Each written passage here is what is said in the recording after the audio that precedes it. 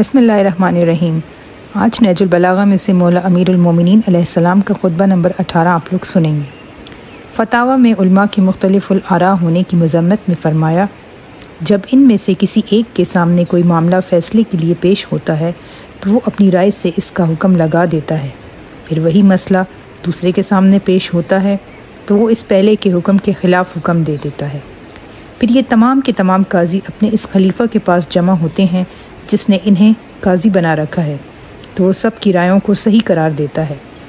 حالانکہ ان کا اللہ ایک، نبی ایک اور کتاب ایک ہے۔ انہیں غور تو کرنا چاہیے،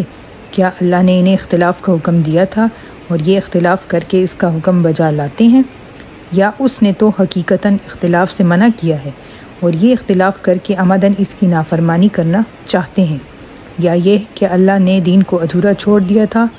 اور ان سے تکمیل کے لیے ہاتھ بٹانے کا خواہش مند ہوا تھا،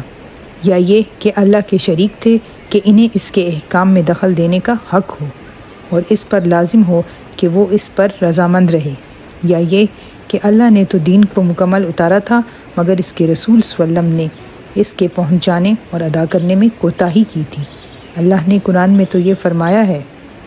کہ ہم نے کتاب میں کسی چیز کے بیان کرنے میں کوئی کوتاہی نہیں کی